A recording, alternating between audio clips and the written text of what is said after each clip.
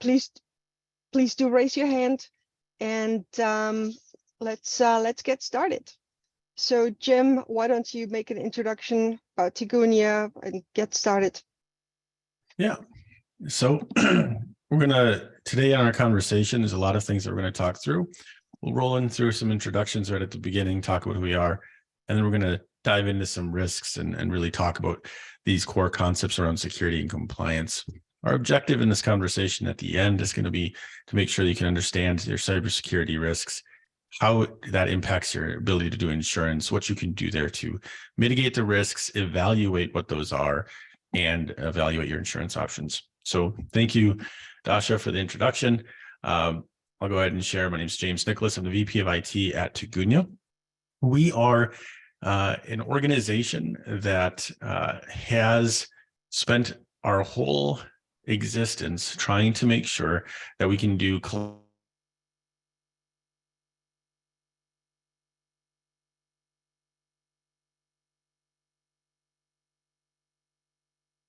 technology problems and business operation problems to make sure that be successful.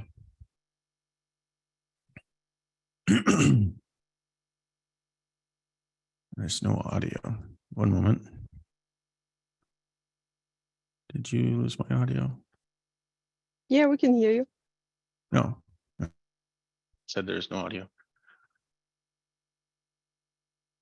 And our objective is to be able to partner in with organizations and help them through their various needs. And it can get complicated. So across the world, we service a number of different clients that have needs throughout different regions and different industries. We participate in a number of different market verticals. And generally speaking, it doesn't matter who or where you are. What matters to us is that we're helping you see your business technology meet your business needs. And so we're very excited to be able to partner with Dasha's team at Stealth, because the security element is not nearly as effective as it could be without the compliance element. So that's what we're here for.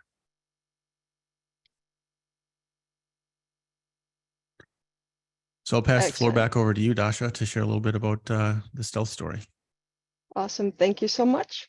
So who we are, we are a cybersecurity risk and compliance company that has been delivering cybersecurity services for the last 20 years.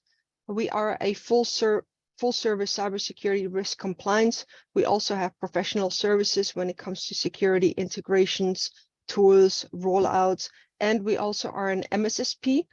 And one of the things that really stands out for us is we collaborate and partner with companies like Tigunia to make sure that the clients do receive that full security IT operations compliance package to really get the solution that they need, that is tailored, effective, affordable for them. Doesn't matter if it's a small business, a mid-size, or a huge enterprise. So our goal is really to make sure that what we deliver is aligned with IT, and that's why we and Tigunia collaborate on projects and with clients to give the holistic picture of what the client is looking for. So it's an exciting thing for us to be able to today pull together and talk about the risks that we see. Dasha and I have spent a lot of time collaborating on risks and talking through what that looks like. There's a number of different threats that we want to share and talk through to make sure there's a general awareness as to why this even matters. Dasha, I think what's probably most incredible to me, trying to keep this more discussion, and a reminder to everybody who's participating, we want you to be able to participate and ask questions and engage that way. That's why we have the format we're doing. I personally think that the biggest surprise to me is the change in patterns where it's about the intrusions and the fact that 62% of incidents in system intrusion patterns involve threat actors compromising partners. So it's a pretty fascinating thing. Unfortunately, it is. But yes, it's always the unexpected third party, the connection that you have that is compromised that you don't expect. You might be connecting and protecting your data and managing your infrastructure and your assets. But really the biggest problem is, and not just on the commercial side, but also on the DoD, is the third parties, your vendors, your partners, the ones that connect to it, that manage your network. And unfortunately, that's where the trend is going. Yes, breaches, phishing, social attacks are still there. They'll never go away, most likely. But it is really about the compromise and gaining access into your data, and then really taking advantage of the tools and resources that you have. So here's the real important question. If 62% of incidents are coming through involve threat actors compromising your partners, does that mean that an organization today shouldn't have partners? Oh, no, absolutely not. You just have to make sure. I mean, when we talk with companies about what do you do about your third party risk, most of the time they look at it and say, what do you mean? Well, what we mean is, do you, at least before you let them in, it doesn't matter if it's a contractor or a vendor remote, or honestly, even your cleaning crew, even anyone that comes in and does something in your offices or connects to your offices, do you check if the technology that they bring in, is it secure? Does it meet your security requirements? Or is it just, oh yeah, Windows 95 barely running, being plugged into your network? That's a problem. So it's always about checking what do you have and making sure you understand what the risks is. And that's the biggest thing. Part of what I always recommend when talking through this with clients is there should be an engagement where the partners you choose to work with are engaging with you to help accommodate and accomplish your security objectives. They don't have to be a security expert to be able to make sure that the pieces that they're presenting are meeting the security needs. But there's oftentimes a need for somebody to assist you with it. And I think that's where an engagement with an MSP or an MSSP that is security conscious can help you with that. So, and also if you're rolling out your own third-party risk program in-house, doesn't have to be complicated, but at least establish at least 10 bullet points of what the minimum requirements are for your vendors, such as, if you want to plug your infrastructure or your assets into our infrastructure, have at least the latest updated antivirus, have an endpoint security in place, make sure that all communication is encrypted. Simple things like that. And that goes a long ways. strategic statements for your policy can help set the groundwork for what you want to see executed. And then being able to follow up and ensure that it's happening is an important piece to it. So execution along with validation. So this is where it starts. At the beginning of all of it, this can start to feel overwhelming. As Dasha and I are talking, we've thrown out a bunch of ideas, and we're talking about like, hey, let's just create the big list of stuff that you have to do, right? And off the top of our head, we're just throwing out, these are the things that you need. Well, at the end of the day, I want to encourage you not to get overwhelmed. It can feel like you just have to have a massive list. And sometimes just by simply trying to enforce it, you can feel like that's actually encouraging people to do the bad thing. So the category and approach that we would recommend is to start by asking yourself, what is it? How can you categorize it? And what kind of requirements do you have? That idea of ranking is all about risk evaluation. And there's lots of methodologies in there, but it can be quite simple. It's this idea of saying, what is it that you're covering? And then when you talk about ranking it, it's about risk versus likelihood. How much of an impact can this particular risk be? And then how likely is it to happen? These are things that you should look through.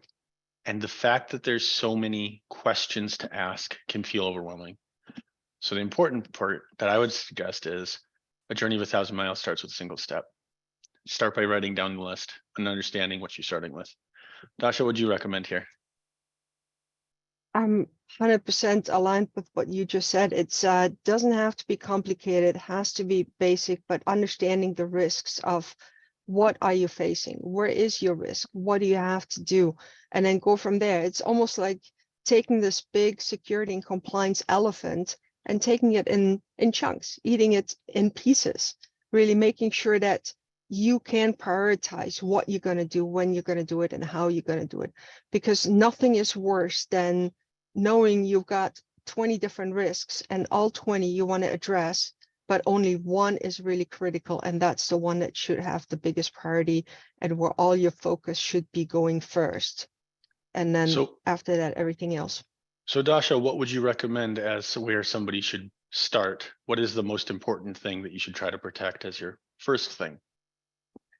I think the most important thing is, and I take this from a previous project we worked on, we called it the golden nuggets.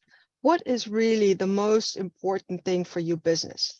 And it depends on the industry. If you're in the financial area and you're accountant, bookkeeper, then probably all your bookkeeping, your client information, your tax information, all of the stuff that you do. If you are a school, probably all your HR, student data, all of this. If you're in critical infrastructure, then really every single asset and access to it and all of that.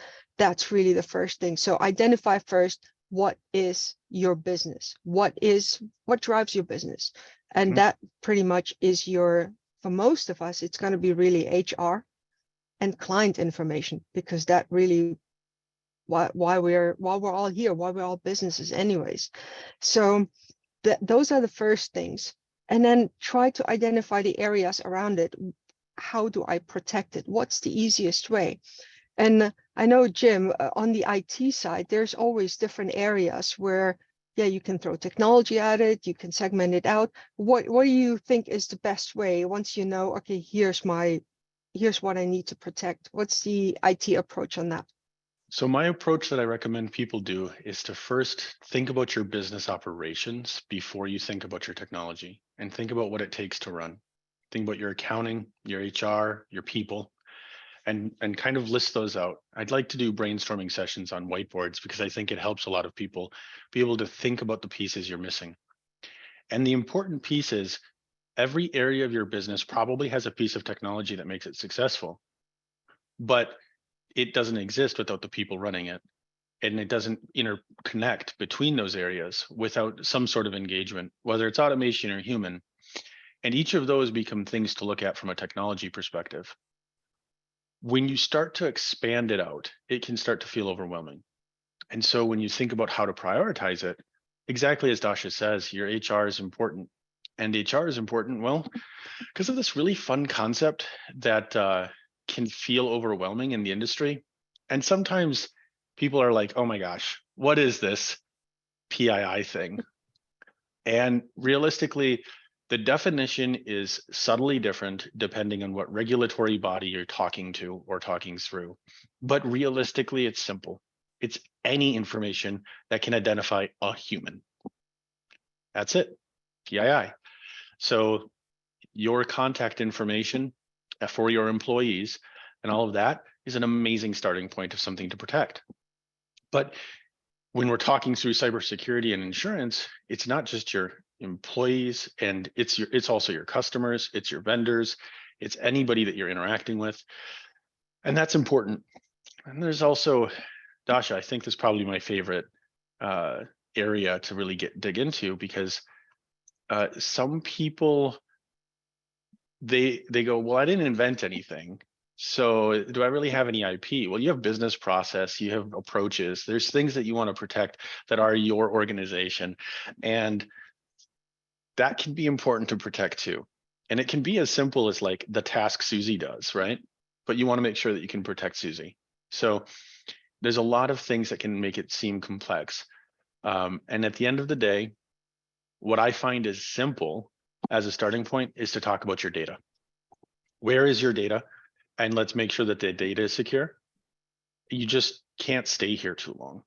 That's like it's a really easy starting point to understand and have like an inventory of it all. But if you stay on data too long, then you're going to forget about the things like how people are using the data. Right at the top of the list, I have file shares in OneDrive. And I started with those at the top because your data is intrinsically used, shared, and interacted with by your people. And the biggest security risk that we ever identify is what we refer to as the squishy thing that sits behind the keyboard. So I would encourage that you consider rapidly after you have done an inventory of your data to understand how you're interacting with it and consider policies and process to check that human element. This is where security can meet compliance in a really good handshake. So speaking of these different things and incidents that you can look for and the office workers involved, Dasha, what are you guys seeing these days as far as what this looks like in the wild? Well, I mean, the biggest problem is the first bullet point is 70% of office workers use work devices for personal tasks. And not to go too much into technology here, but I mean, obviously, you know, we all have lunch breaks. We're all going to check our email. We're all going to go to Amazon and do something. You know, we're going to check Facebook. It's you can't stop. Well, technically you can stop it, but not many employers really do that unless you're really working in the sensitive area. Well, it's also often not worth the downside, right?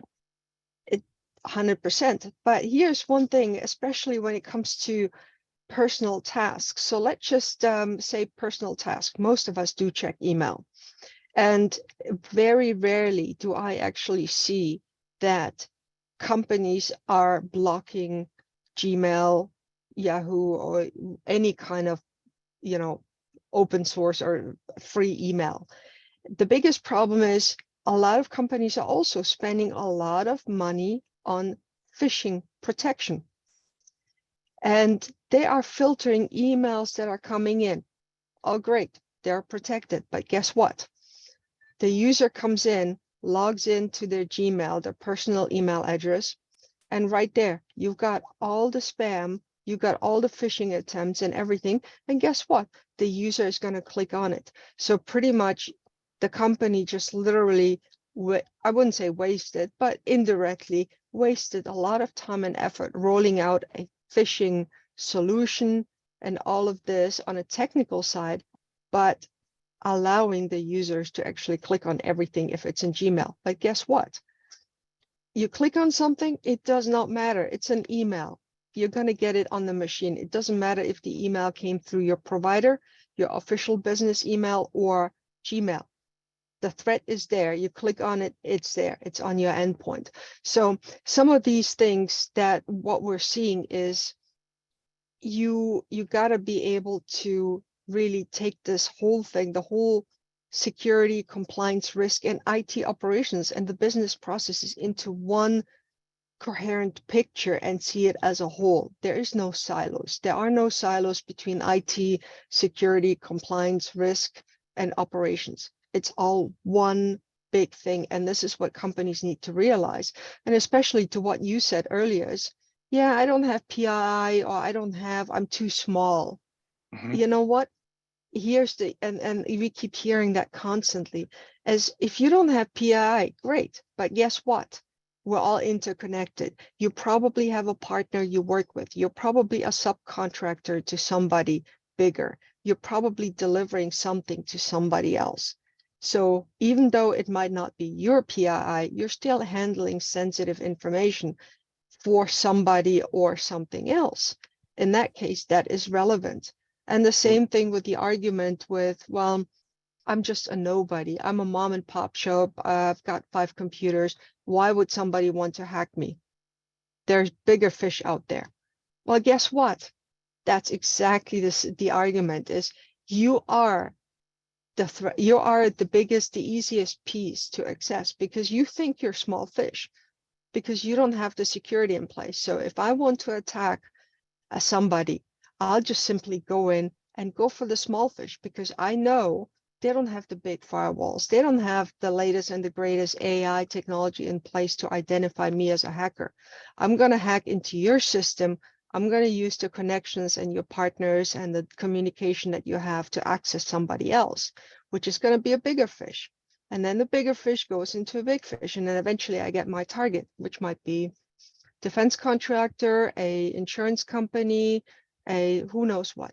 But that is what we're seeing is the mindset of the companies not really not seeing the big picture. And that's kind of what we're all struggling with. And I'm sure, Jim, you're doing the same when it comes Sure. to IT rollout. So there's this really fun analogy that I think is very applicable here. You don't have to be able to outrun a bear. You just have to be faster than the guy next to you. And realistically, as it relates to security, any organization that's thinking, I'm a small guy, I don't need to pay attention or invest in my security, what you're doing is you're saying, I'm not going to outrun that bear, and I'm not going to be faster than the guy next to me. A lot of threat actors today, you may be right. You may not have IP, you may not have PII, but that's not the only thing that they're interested in.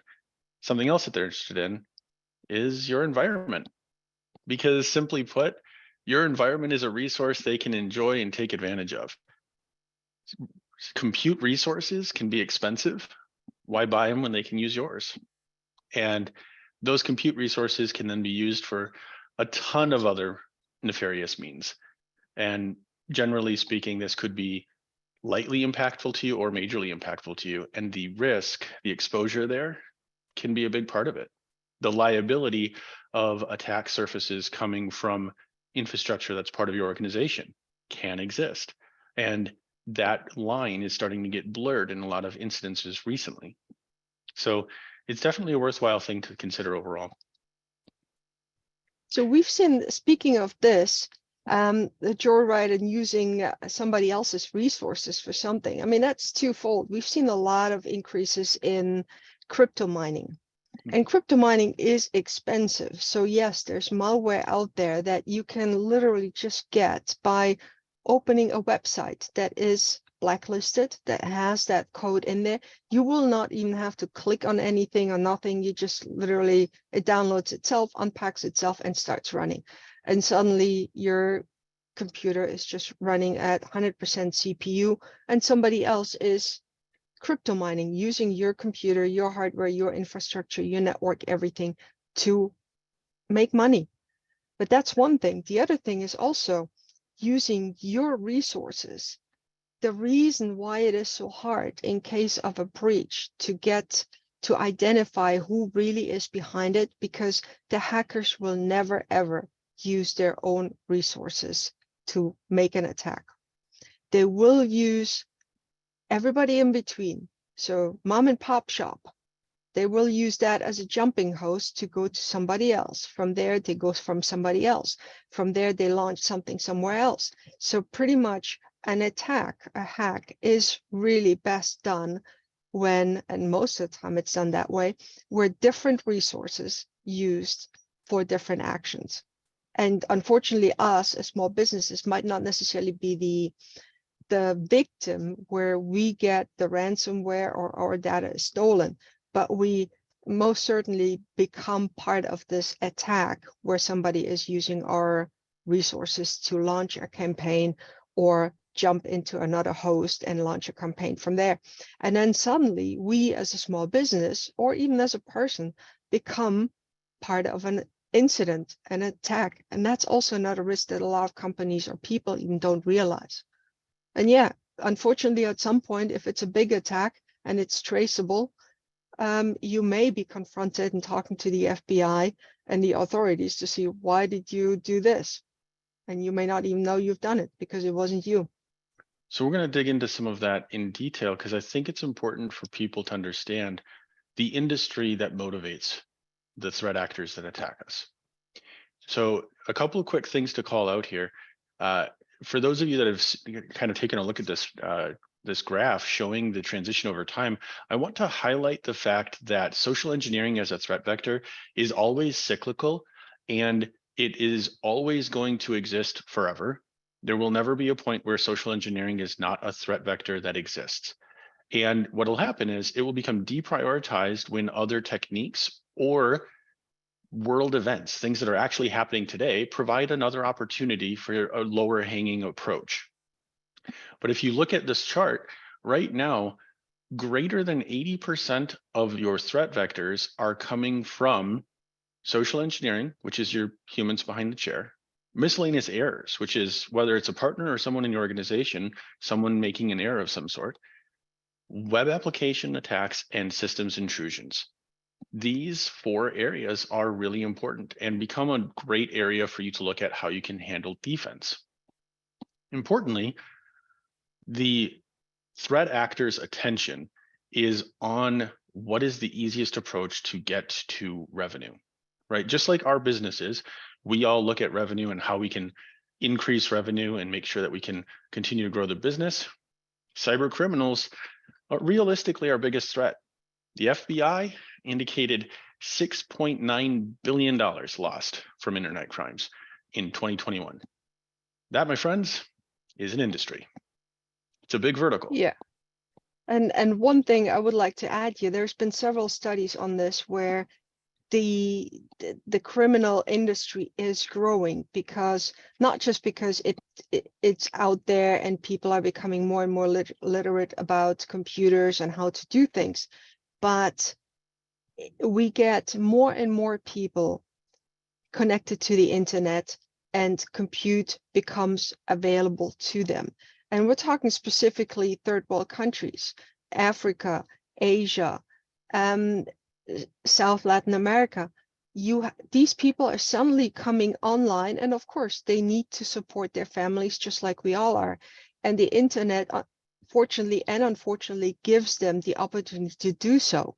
In being a freelancer, one thing, working remotely for big companies, but also then there's the dark side, which are all these different areas to get into different machines and sell data. You got something, you can sell it. There's probably a buyer out there, and there's plenty of marketplaces out there in the dark web where you can really get rid of just about anything and everything that you have. It's incredible to me that the threat actors that are doing this, they have return policies and guarantees on delivery of assets. The dark web is a pretty impressive industry at this point. And a note, the last slide we covered, we mentioned that and you should have noticed there was an increased trend on system intrusion. I want to call something out here. We are using a number of phrases about incidents and breaches. Please know, all breaches are incidents, not all incidences are breaches. But breaches become a really important consideration overall, because it means somebody's gained access to that system. The data is there, and maybe theirs now, but the systems also can become an important part of it. So that change in approach can mean now we have multiple ways that the threat actors are monetizing what they can do when they breach your environment. So when that incident becomes a true breach, monetization becomes a concern. So here's some stats for you, some interesting things. It's legitimately a commodity market at this point for someone to gain access to systems. And I was surprised by these numbers. It's getting pretty inexpensive. The fact that someone can purchase a denial of service for $312 a month, that's a pretty impressive number. But compromised systems, when you're talking about pennies to gain access to a compromised system, well, it's cheaper than an Azure VM. Yeah, this is really scary. I mean, there's and I hate to say this, but a lot of people just don't know it, that you can actually Google on the web and ask hacker for hire. You actually, and that's a term that was coined, I think, maybe a couple of years ago, HAAS, hacker as a service. You can literally get hacker as a service. You pay a monthly fee depending on what they do. It's there. And sometimes you can definitely get freelancers to do that. There's an entire dark web where you can ask them to do whatever you want to do, and it's not very expensive. And the same thing, if we take a look at stolen username and password pairs, that's one of the things that you can, as a user, there are several websites that you can go to that are not on the dark web, but you can find them on Google, where you can see what passwords were compromised. Yes, some of this data will probably not be the latest and the greatest. You will see that your passwords were compromised maybe 2 years ago. But the scary thing is, if a password has been compromised, a lot of companies don't A, check on that, and B, they don't really enforce the password policy. And also for you as a personal user, how many times per year do you actually change the password for your banking unless they force you to? And those are the things where I strongly believe the reason why we're getting so many infrastructure compromises that are due to passwords is because the passwords are being leaked. And then on top of that, the users are not updating them frequently or making minor changes, which then makes it really easy to get into different systems. And that's why I believe we have the spike. Password policy approaches can be a whole conversation by itself, and it can be a difficult one if your business isn't technology. The conversation around how to create your strategy can feel complex. And I promise you, sometimes I'm on the side of that where I think I'm getting it through to you just perfectly, but man, this seems difficult. And so what I want to do today is share just a few more interesting things with Dasha here, where we can get to make sure you understand the risk. And then what kind of action steps can you take to come out of it? Watching where we're at from a time perspective, I'm going to go kind of quick through a couple of slides with Dasha. And we want to make sure we leave a little bit of time for people to ask questions at the end. Please, reminder, you can throw questions at us in the meeting chat if you have anything as we move through it. Happy to answer and try to address as we go. But importantly, there are some trends that are growing, and generally speaking, it's really easy to think when you look at the trends that why would some foreign government care about my small business? And I want to make sure I remind you all that it's not just a consideration around your data or your specific business.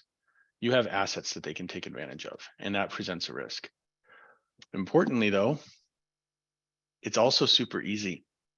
The fact that there's a whole industry around this means that it's very approachable for anyone with malicious intent to be able to jump into the industry.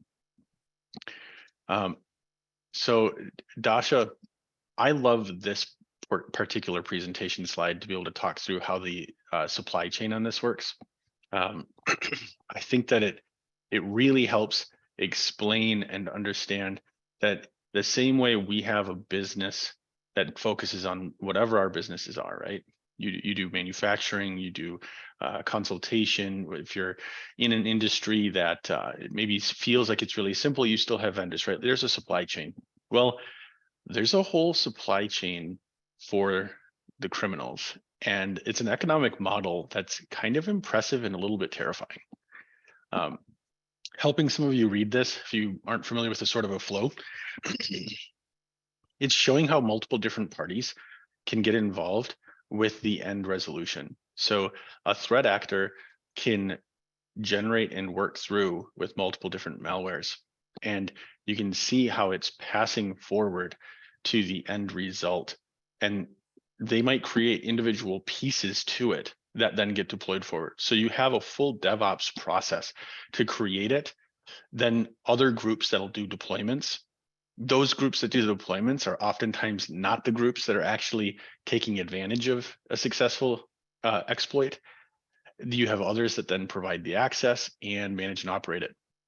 It gets complicated, and there's financial incentive behind it. So Dasha, if you could share a little bit, what do you see from a approach perspective on what people are using? I mean, honestly, right now, it's when you look at the different risks and threats for the regular user out there, just on Google, it's malware is being really pushed out to different websites. And that's one of the things why, for example, Microsoft or any endpoint security tool is also making sure that they're no longer checking for the secure encryption HTTPS and sending you a banner when you actually have an HTTP only. That's that happened a while back, but now you actually have websites that are popping up that are advertising that look like legitimate businesses that have pay-per-click out there on Google and Yahoo and you name it, and you will and they have malware in them.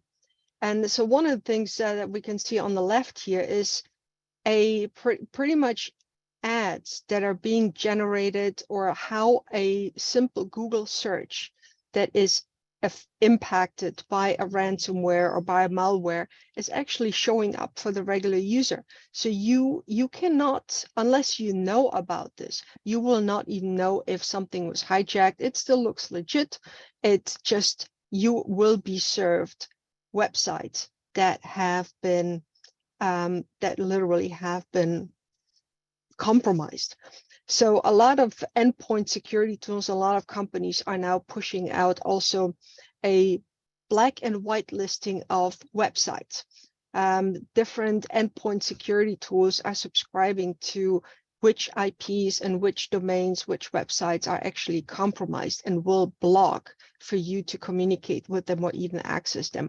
And this is becoming more and more, because on these websites, you can either click on something, download it, you think it's a legitimate store, you buy something there, you look at picture, you click at the pictures, and you get malware. In some cases, you just simply open it, and that's it. In the background, the malware just downloads itself, compiles itself on your assets, and that's really it. So yeah, making sure that you understand you have a proper endpoint security tool, and you really, if something looks suspicious, don't click on it. Don't click on it. Don't do that. And one thing that we've also seen, a lot of attacks, not just on the web, but a lot of attacks are being performed by shell attacks. So pretty much using different shell commands to gain access, to present something, to elevate access, to gain control, all of this. And it is increasing. And one of the things that we will see, I mean, there's just like anything else, there's always spikes. But one thing that I'm pretty sure, once the first 2022 reports will come out, we will see a change or shift from what has been happening in the last 5 years to where we are today. Because in malware, in ransomware, in any of these attacks that we're doing, more and more AI technology is being used. And AI is being smarter, it's being automated, it's trying to learn on its own. So it's really, it's almost like 20 years ago when we went from signature-based antivirus to suddenly, oh, now we have something that is a worm and that spins itself and just adds a 0 to it and becomes something completely different, where signature-based was irrelevant. So and a quick interjection on this, and it's fantastic, is malicious domains by themselves is a huge trend up. So if you recall back on that last slide, we're talking about the browsing search results. Malicious domains and blockchain domains have become a really big portion of this in 2022. So sorry, apologies, this is actually last year. 2022, Microsoft took down over 168,000 phishing sites. And many of those, there's an economy behind this. You can do things that are breached. Well, there's also an economy called ads, where they can just straight buy Google ads. And so sometimes it's not even malicious content or code that's causing you to get the ads. They're just straight paying for it. And that gives them a lot of traction. This becomes quite nefarious when you start looking at the AI content that Dasha was talking about, because adversarial machine learning and AI, it's getting weaponized on the threat actor side, in some cases much faster than our businesses are even considering how we can apply it for our industry. And so it's really important to be aware of what's happening where that technology is being used against us. So our risk assessments and our approach, the compliance elements to audit for what's going on, and the tools we're using for our XDR, EDR, MDR products have to be able to help us watch for this stuff.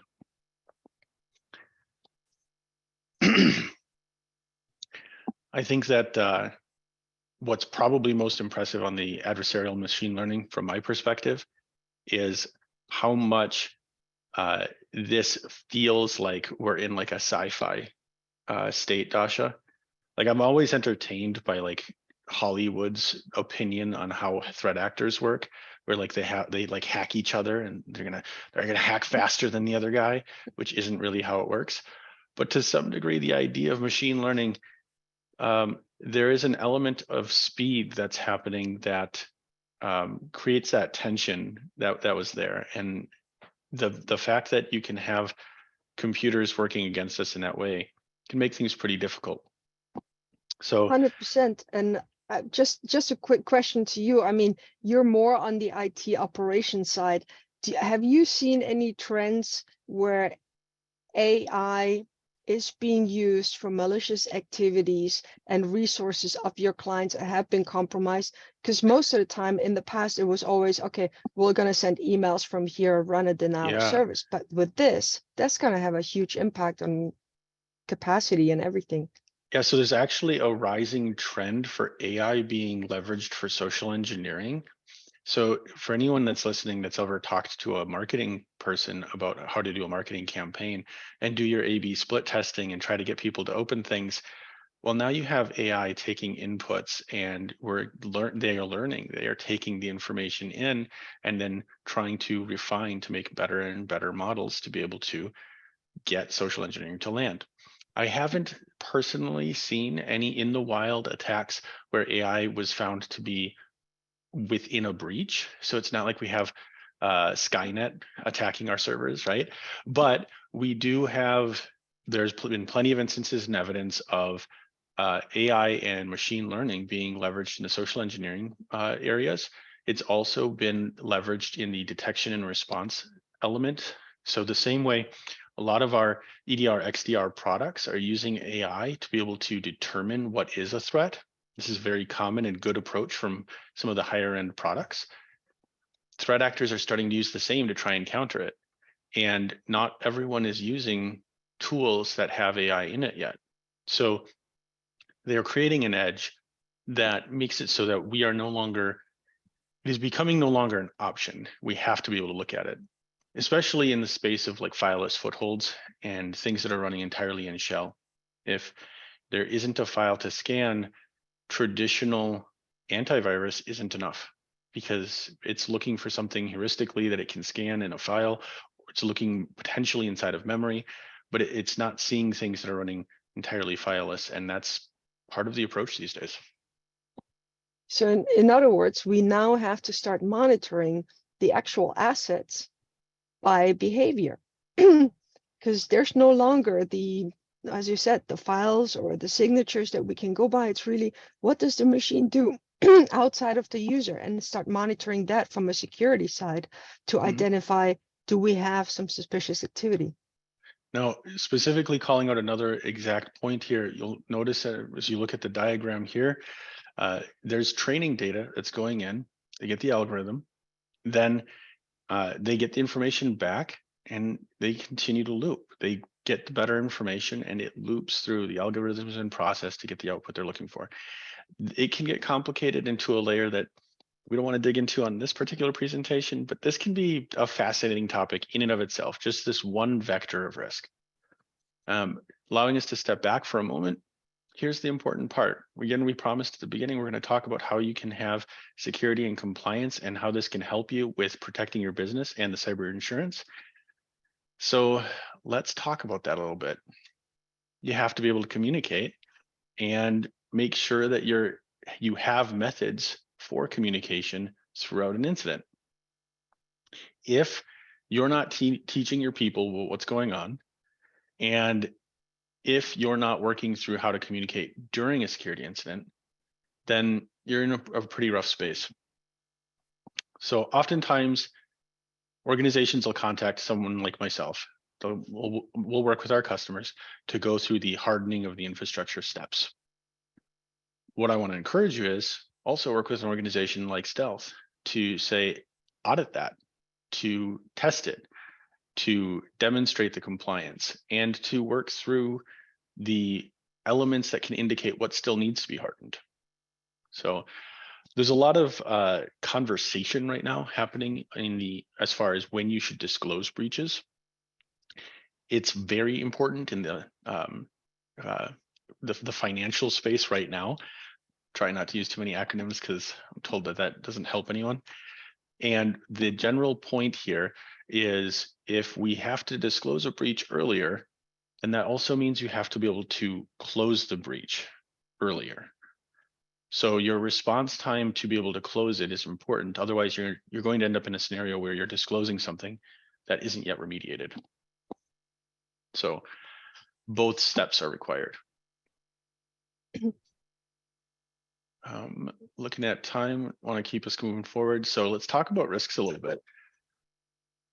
Dasha, do you want to share a little bit about your thoughts on the global damage and how that can contextually fit? I mean, I know we talk to customers on a regular basis, and these numbers, they look at it and they're like, that's so much more than my revenue. How is this possible?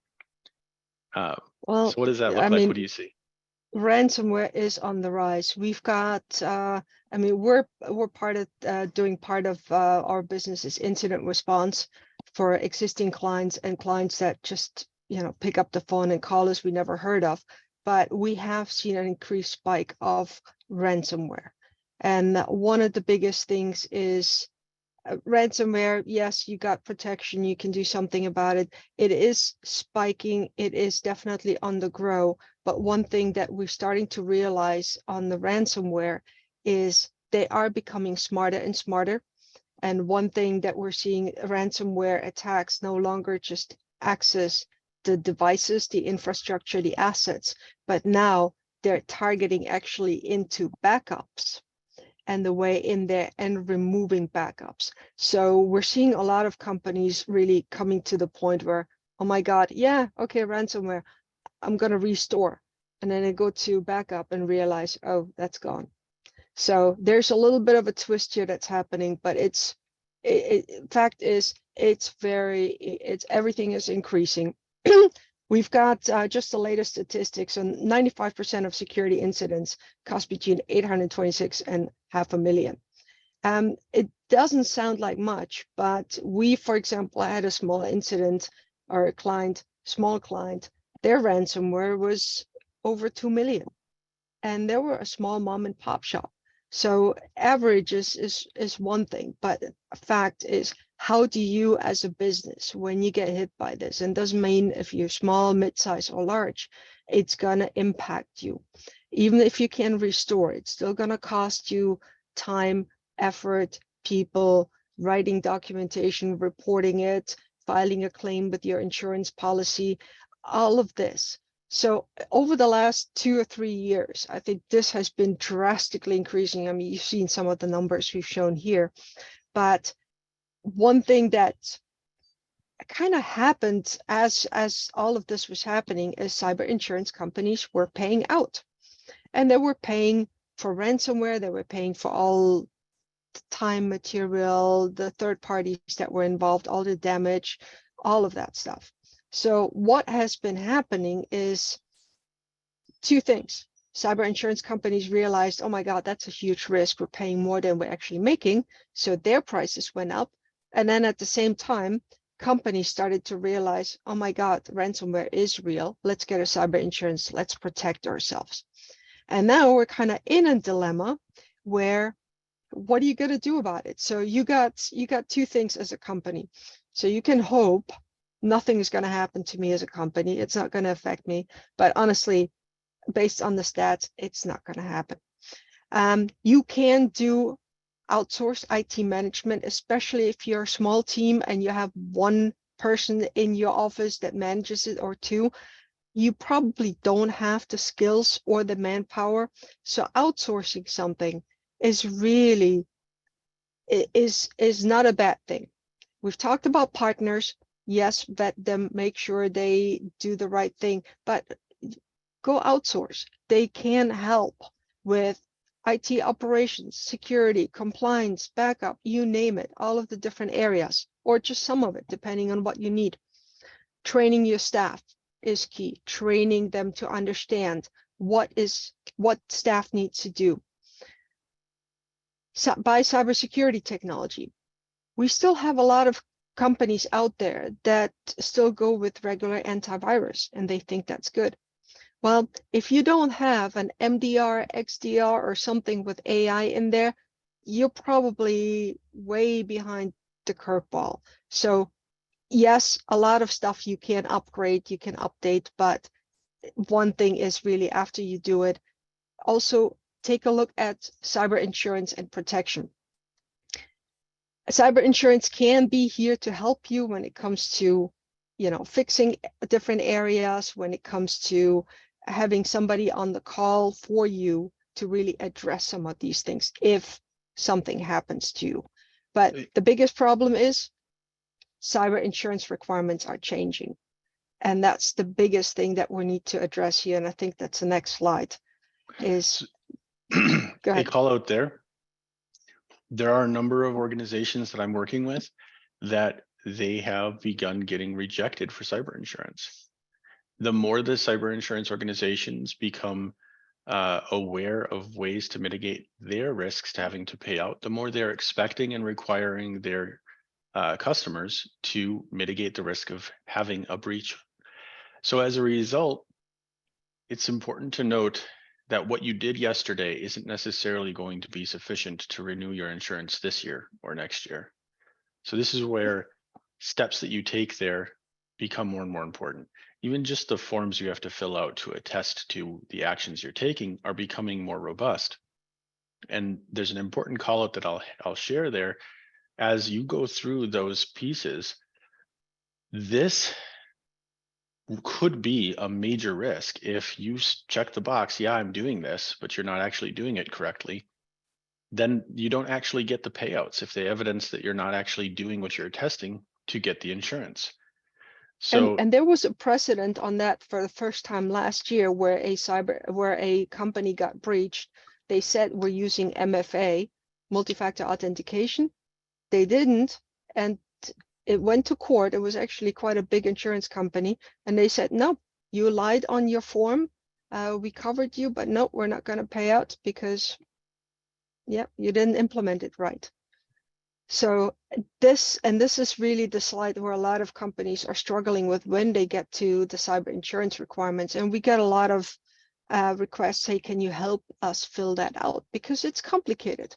Multi-factor authentication, email, web filtering, securing backup, all of these things between processes, monitoring, IT operational, business process, checking people, hardening system, having baseline documentations, the 24/7 logging, monitoring, looking at it, it takes time, effort. So a lot of companies we've seen, they just, yeah, I've got some logging. Great, but are you logging the right thing? Are you actually looking at it? If you're looking at it, how often are you looking at it? What are the next steps? Cybersecurity training, do you actually do that? Does everybody in your company do that? All of those things, those are the kind of requirements that we can see that we're seeing right now with the cyber insurance. But considering all of these things are changing, AI is coming in, their threats are changing, this is going to change as well. So next year, I wouldn't be surprised if there's a few more bullet points on here where they will insist on having that. If you don't have it, you don't get insurance. there's a trend in a direction that hasn't been fully adopted yet. So I'm going to do this as it's February 2023, Dasha. My prediction for by February 2024, you're going to start seeing a number of cyber insurance organizations require compliance attestation of specific frameworks in order to get cyber insurance through them. It is not a firm thing right now. And for the most part, a lot of what cyber insurance organizations are doing is they're requiring you fill out forms that effectively attest to a major subset of details within any given framework and whatever reference they're looking at. But they're moving closer and closer to standardized frameworks. Eventually, there will be a shift in the industry where they're going to be going in that direction. I highly advise any of my customers to invest in a direction where you can have a lot of those things set, because at minimum, if you have a compliance framework in line, you can reference that framework when you're filling out your cyber insurance forms, and you can have the evidence to attest to the values that you're filling in. It helps a lot, and it helps make sure you don't miss things. Doesn't matter how smart any of us are, sometimes the process is what keeps us in line. 100%, yeah. So to that end, let's talk about what people can do to capture on that. Yeah, so what we can do here, and that's one of the things what we've talked about here, is we want to make sure if you're a small business or if you're a mid-sized business or a large one, or if you know somebody that wants to understand the risks and wants to know how to protect themselves, what the best way is. After this, we're going to offer a free cyber insurance review for different things. Is it the right thing for you? Are you covered for the right amount for your business? We're also going to do a cyber risk and a cybersecurity risk assessment to kind of show you what areas on risk, compliance, security, technology, incident response, the key areas that are best practices, but also related to cyber insurance and your protection. We're going to take a look at it and give you a free assessment saying this is where you are. We're also going to help you, and this is particularly for the cyber insurance. Remember, we talked about PII and credit card, personal information, social security numbers, addresses, emails, all of that.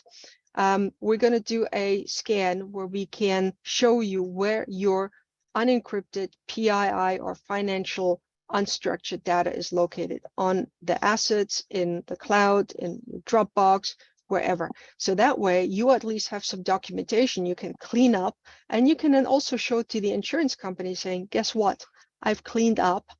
Here's my risk. It's minimal to X amount of money.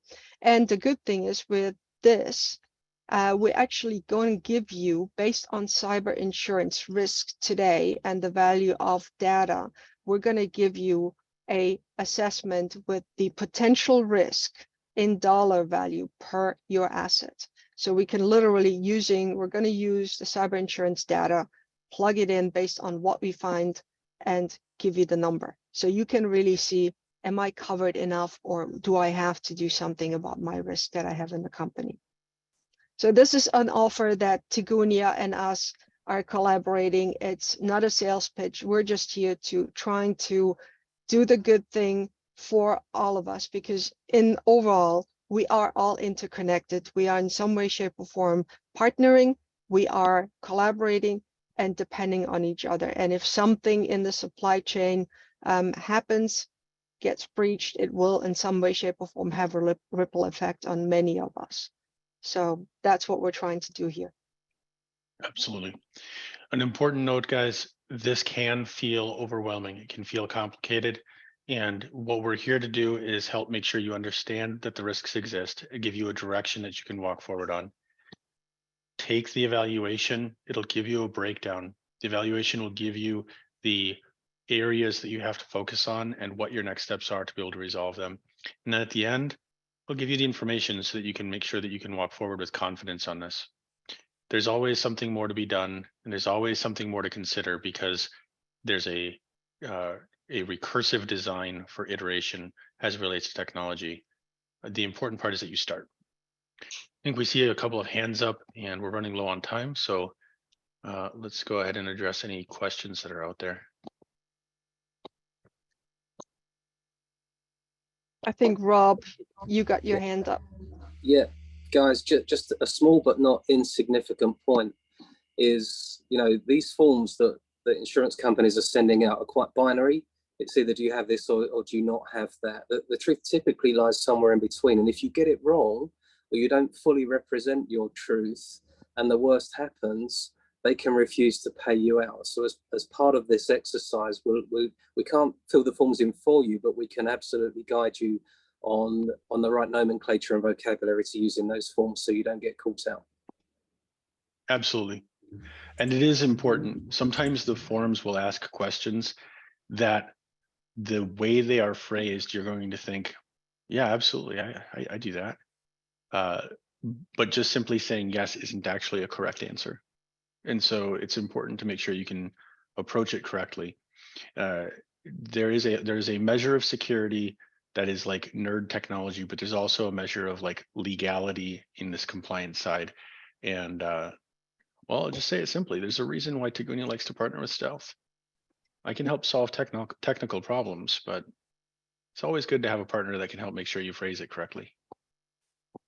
And that's one of the reasons why we like to work with Tigunia, because we only do the security and compliance piece, but then there's a lot of IT and operations and everything behind it to make this all works. Because I think the message was clear. It's all one big picture. You have to take everything into consideration: people, process, technology, risk, compliance, and something else.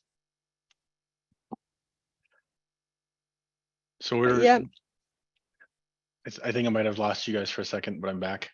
I think Thank- governance was the word you were looking for, Dasha. governance was the sixth one. Yes, thank you. Sorry. Guys, thank you for joining us on our webinar today. There's a lot of important things that we covered. Definitely apologies that we had a little bit of a rocky start and we went just a bit over, but definitely reach out to us. Send an email over to Dasha, the email's on screen.